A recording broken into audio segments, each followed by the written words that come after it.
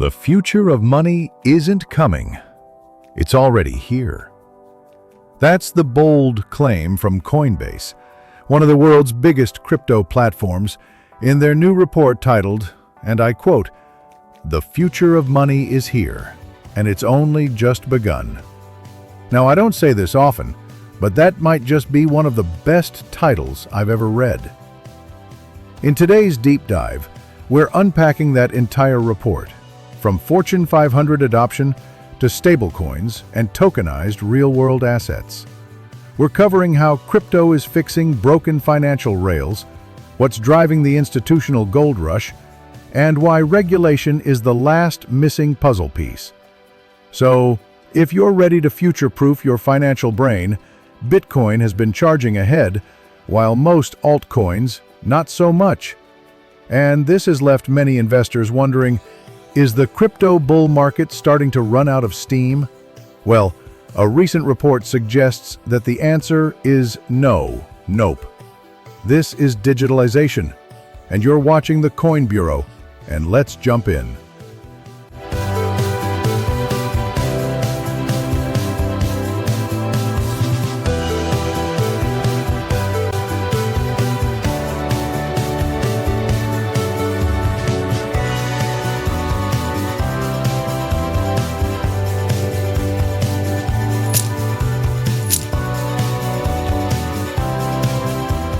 Crypto is no longer just for the rebels and the risk takers. Today, 60% of Fortune 500 execs say their companies are exploring on-chain initiatives. Nearly half say they've increased their investment in blockchain tech, and the number of active projects per company has jumped from 6 to 10. That's a 67% spike. The most common use cases? Payments and settlements, 47%. Supply chain management, 44%. Infrastructure, a quieter but powerful 40%. Even more interesting, the fastest growing areas are on-chain cross-border payments, corporate treasuries, and crypto investment product development. And this isn't theoretical. In Q1 alone, Fortune 100 companies announced 17 new on-chain projects across industries like transport, healthcare, retail, and even food and beverage. Translation? Blockchain is becoming as essential as cloud computing. Small and medium-sized businesses, the economic backbone of America, are moving on-chain fast. 34% already use crypto. 46% of the rest expect to adopt it within 3 years. 82% say crypto solves at least one of their biggest pain points. Coinbase calls 2025 a triple-double year for SMBs. Usage has more than doubled in 3 key areas. Crypto usage, 17% to 34%. Stablecoin usage, 8% to 18%. Crypto payment processing, 16% to 32%. Top pain points being solved: transaction fees, 72%. Cross-border payments, 50%. Payment method flexibility, 49%. Cybersecurity, a huge jump to 46%, up from 27% last year. And here's the kicker: 57% of SMBs said crypto is saving them money. At the Bitcoin 2025 conference, the COO of Shake Shack said accepting crypto has cut their payment processing fees by 50%. Stablecoins aren't just growing, they're exploding. $719 billion in transfer volume in December 2024, $717 billion again in April 2025. Annual settlement volume now outpaces global remittances, PayPal, even Venmo. Total supply, $247 billion. That's up 54% from last year. USDC alone hit a new high at $62 billion, and Circle plus Tether now hold more US treasuries than Germany. Use cases: faster, cheaper remittances, lower credit card fees, real-time payroll across borders, hedge against inflation in developing economies. Stablecoins now make up 10% of all US dollars in circulation. Let that sink in. Fortune 500 adoption is heating up. 7% already hold stablecoins, 29% are exploring them. 3.6x growth in just a year. 2 out of 3 see them as critical for faster payments. 58% say stablecoins reduce settlement costs. SMBs are even more enthusiastic. 18% use stablecoins, 36% get direct requests to accept them.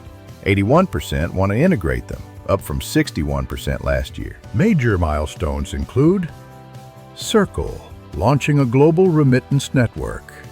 Stripe enabling stablecoin financial accounts. Meta exploring stablecoin solutions. Let's talk tokenized real-world assets, or RWAs. Between 2020 and 2025, this sector has grown 245x. That's not a typo. Breakdown. Private credit, 61%. Treasuries, 30%. Commodities, 7%. Institutional funds, 2%. Use cases: tokenized treasuries, 24/7 access, instant settlement, yield on-chain. Tokenized invoices, better liquidity, global investor access, less fraud. Tokenized private credit, from exclusive to inclusive, tradable, with flexibility. Private credit grew to $12 billion. Tokenized treasuries, from agrees $500 million in 2022 to over $6 billion in 2025. During a bear market. Insane. 2024 was a turning point for institutional adoption.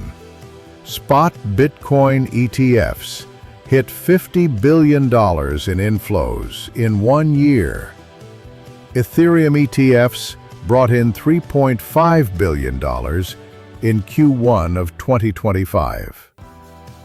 Survey of 352 institutional investors found 86% already have or plan to gain exposure this year. 59% will allocate 5% plus of AUM to crypto. 84% actively use or plan to use stablecoins. 76% will invest in tokenized RWAs by 2026. Wall Street's not just dipping toes, they're diving in. There's one thing slowing this down: regulatory clarity. 90% of Fortune 500 execs say, we need it. 54% say current regs are blocking blockchain use. 67% say stablecoin uncertainty is a hurdle. The U.S. crypto map is a patchwork mess. 38 states are debating 130-plus bills. That's confusing and contradictory. We need federal market structure legislation, and soon. Talent is leaving too. U.S. dev share fell from 78% to 39% since 2015. India's gaining fast. Half of SMBs say they'll only hire crypto-native finance and IT talent. As Coinbase puts it, clear rules for crypto are key to keeping developers in the U.S. and leading global innovation. So, what does all of this mean? We're still early. The wave of adoption is happening, but we're not at the saturation point yet. The rails are being built. The institutions are watching. Some are already diving in, and when real regulatory clarity hits, it's game on. You've already survived the bear markets. You've already done the hard part. When the next tsunami of capital comes in, your bags will thank you. Keep your eye on Bitcoin. Keep your eye on Ethereum. Watch stablecoins and study the RWA plays. Thank you very much for watching, and I'll see you guys again.